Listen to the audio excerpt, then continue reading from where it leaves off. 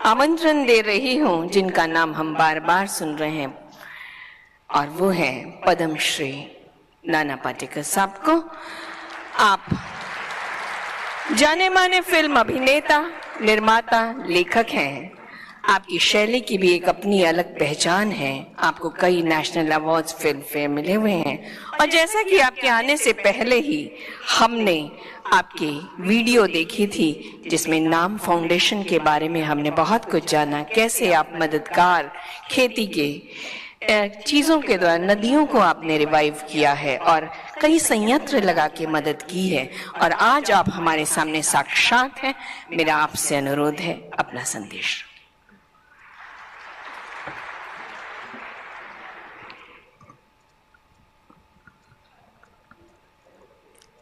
नमस्कार सभी को, आपको भी आभारी हूं आपने आमंत्रित किया हमें।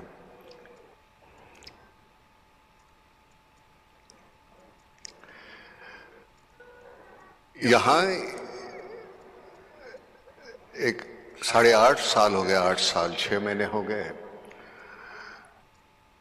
महाराष्ट्र में वैसे पानी की तो वो कमी है नहीं,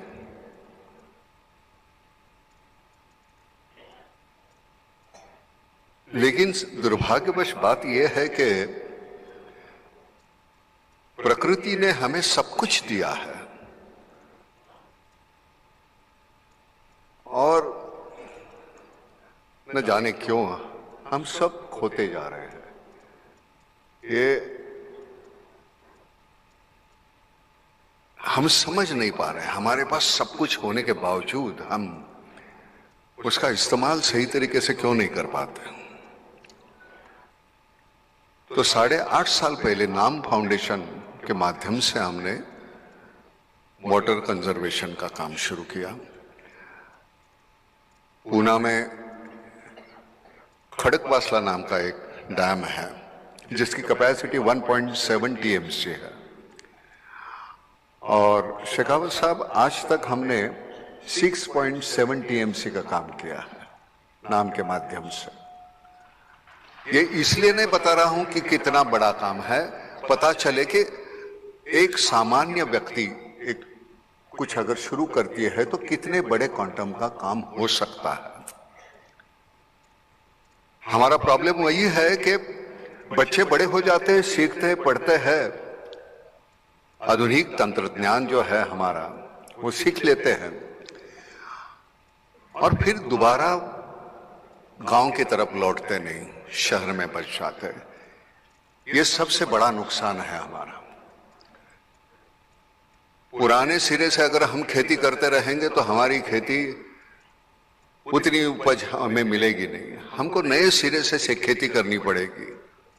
नया तंत्रज्ञान हमें, नई पीढ़ी को अवगत है, लेकिन वो वापस जा नहीं रही है खेत में। तो ये माइग्रेशन जो है वो खत्म होना चाहिए। अगर ये माइग्रेशन रुकता है तो मुझे लगता है कि हमारे गांव हैं वो समृद्ध हो जाएंगे। मैं खुद गांव खेड़े में रहता हूं। आज भी काम के सिलसिले में जब आता हूं तो शहर में आना पड़ता है, लेकिन बड़ी दिक्कत होती है। शहर में दम घुटने लगता है। दीवारों में रहते हैं हम, मैं, मेरी बीवी, मेरे बच्चे, मेरे माँ बाप। खैर आजकल तो माँ बाप भी नहीं। तो हम इतने सीमित हो गए हैं। जो कल हमारे सामने हमारा एक पड़ोस था, अगर घर में, बगल के घर में अगर कुछ पकता था तो एक कटोरी हमारे घर में आ जाती थी, हमारे यहां पकता था तो वहां जाती थी, लेकिन वो सब कहां गायब हो गया। बड़े सिरे पे हमें सोचना पड़ेगा। 35 थे, 135, 140 हो गए हम। सोर्सेस वही है, सीमित है। शेखावत साहब, हम सभी बातें करते हैं, बाकी आबादी की बात कोई नहीं करता। दिन ब दिन बढ़ते जा रही है, बढ़ते जा रही है। वो सीमित होनी चाहिए। क्योंकि वो सीमित नहीं रहेगी तो एक दिन अब जमीन वही, पानी वही, उतना ही, सब कुछ इतना ही है और हम इतने हो जाएंगे तो कैसे चलेगा। और पानी एक ऐसी चीज है, उसके अलावा कुछ नहीं हो सकता। जमीन जमीन रहेगी, अगर उसके ऊपर पानी डालो फिर वो हरी हो जाएगी। पानी के अलावा कुछ नहीं है, सही मायने में जीवन है पानी। हमारे प्रोफेशन में हम नाटक सिनेमा में काम करते हैं, वहां तो अलग अलग तरह के किरदार निभाते रहते हैं। कोई कभी कभी सराहना करते हैं हमारी, तो पूछते हैं नहीं आपने वो कैसे खूबी से निभाया, ये कैसे खूबी से निभाया, सभी रोल कैसे खूबी से निभाते हैं। मैंने कहा मालूम नहीं हमें। एक कहानी है, धोबी था, उसका गधा गुम हो गया। वो दिन भर ढूंढता रहा, गधा कहीं मिला नहीं। रात हो गई, घर आया। बीवी ने कहा कि दिन भर थके हो, कुछ खा लो। परोसा, एक निवाला तोड़ा, मुंह की तरफ लिया और वैसे ही रख दिया और बाहर गया। बीवी चिल्लाती रही कहां जा रहे हो, और 5 मिनट में गधा लेके आ गया। बीवी ने कहा दिन भर ढूंढते रहे, गधा मिला नहीं, अब कहां से लाया। तो कहते नहीं, बैठा निवाला तोड़ा तो मेरे जहन में एक बात आई कि अगर मैं गधा होता तो कहां जाता। वहां जाके देखा तो वह गधा मिल गया। तो आज तक जो हमारे रोल है वो हमको ऐसे मिल गए। नाम फाउंडेशन वो भी एक ऐसी ही चीज है कि लगा चलो शुरू करते हैं कुछ, और किसी की हंसी के हम मजे हो जाते हैं ना तो बड़ा मजा आता है।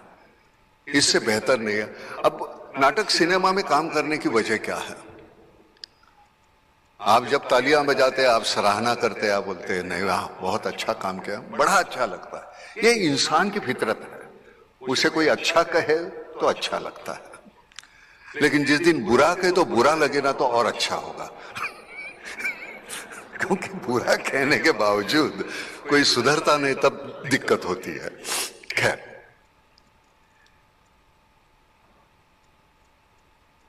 उस दिन हम ऐसे ही, हमारे महाराष्ट्र के मुख्यमंत्री शिंदे साहब और फडणवीस साहब डेप्यूटी, तो उनके ऐसे ही एक इंटरव्यू ले रहा था मैं ऐसे स्टेज पे। गलत मत समझिए,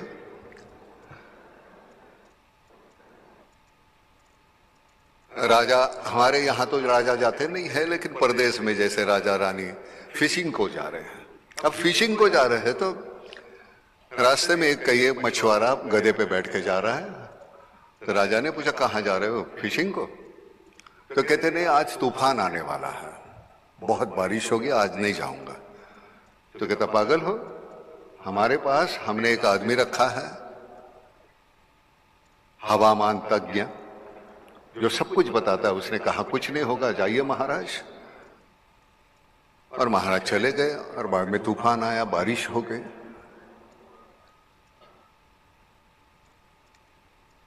महाराज ने वो जो हवामान जो तज्ञ रखा था, काफी पैसे देके उसको बुलाया, प्रधान को कहा इसको निकाल दो धक्के मार के। और जो मछुआरा था जिसने कल कहा कि वो तूफान आने वाला है, उसको लेके आओ, उसको अपॉइंट करो इधर इसकी जगह। उसको पकड़ के लाए। तो मछुआरे ने कहा महाराज मुझे कुछ नहीं आता, मैं कुछ नहीं जानता। तो कहे परसों तो तूने कहा तूफान आएगा, बारिश आएगी, और सही निकला। तो कहता नहीं, मेरा गधा जो है वो कान नीचे डाल देता है तो मुझे पता चलता है कि ये तूफान आने वाला है। तो खैर चलो निकालो इसको, गधे को अपॉइंट करो। तो वो जो प्रघात चल रहा है वो अभी तक चालू है। जिस दिन वो प्रघात बदलेगा पानी का प्रॉब्लम मिट जाएगा।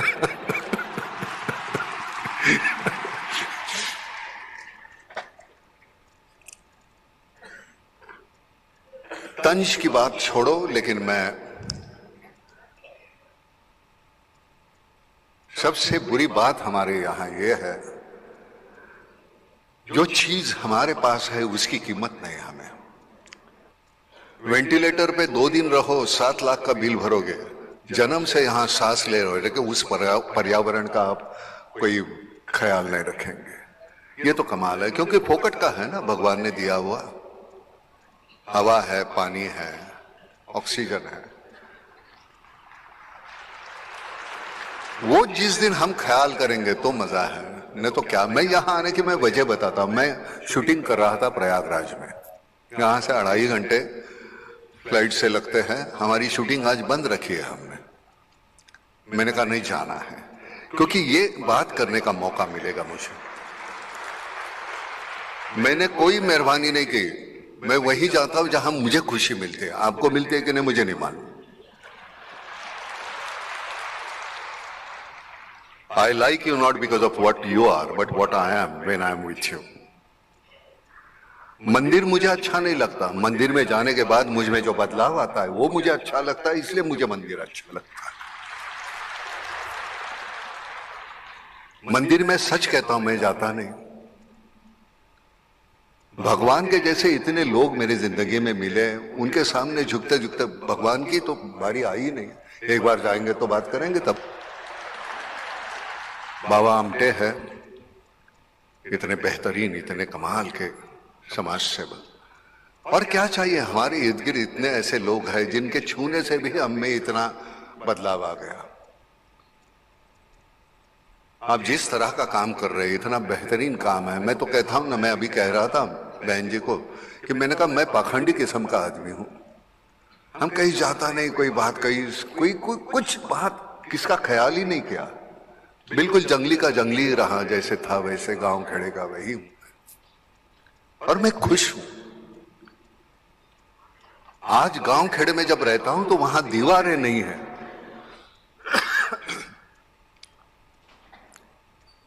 अगर शहर के आदमी को पूछो कि आसमान देखा तुमने, कब देखा, है ही नहीं वक्त। हर बार नीचे देख के चल रहे हैं, काम कर रहे, काम कर रहे, काम कर रहे। अरे भाई आसमान देखो, हमारे लिए बना हुआ है। अब शहरों में बचा भी कितना आसमान, खिड़की इतना तो आसमान है। अब भी वो बड़ी बड़ी इमारतें आ गई, वो भी हमारा आसमान छीन लिया हुई इमारतों ने। धन्यवाद। बहुत जरूरी होता है ये।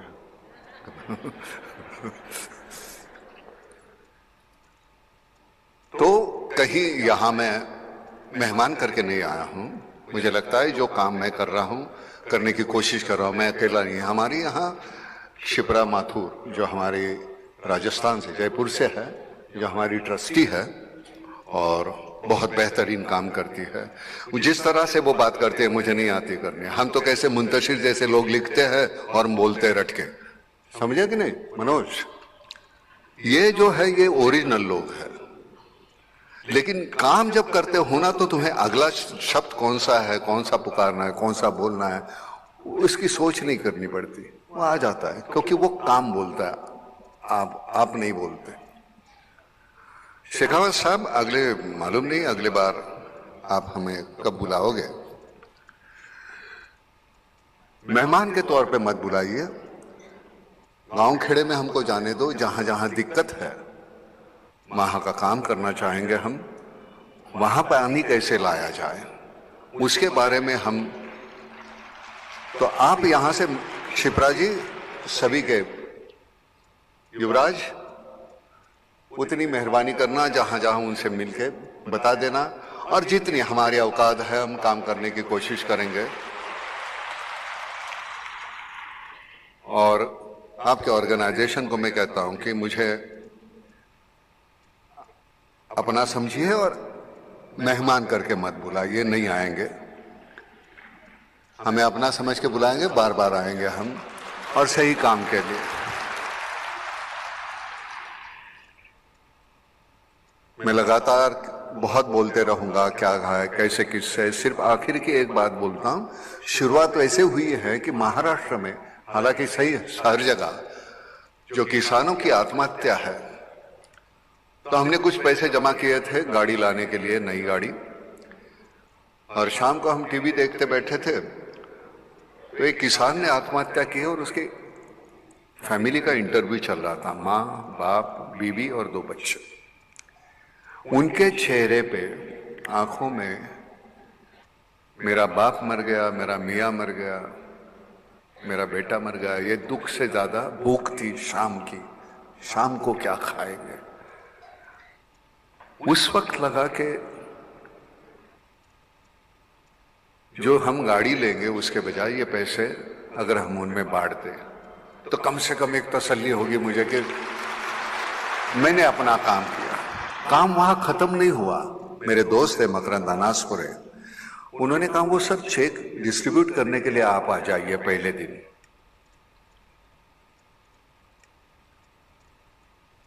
बड़ी नाखुशी से मैं वहां गया। सामने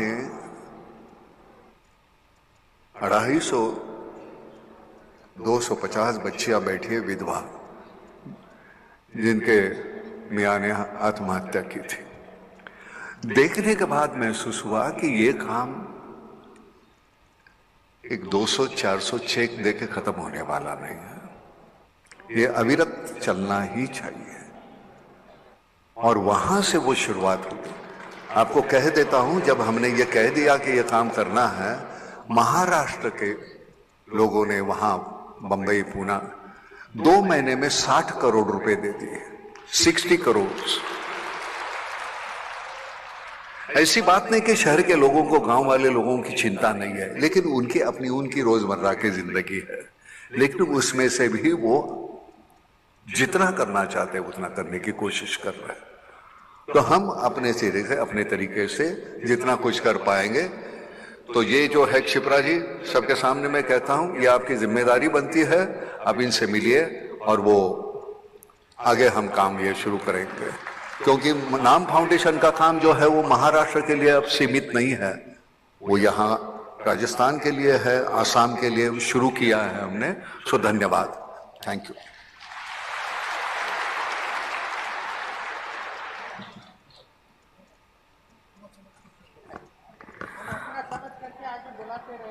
बहुत बहुत शुक्रिया भाई। सब कह रहे हैं आप हमारे अपने हैं, हम अपना समझ के बुलाते रहेंगे। और मैं एक बात ऐड करना चाहती हूँ, बुलाते क्या, आपका ये घर है, आप सदा आते रहिए, आते रहिए। बहुत बहुत शुक्रिया। और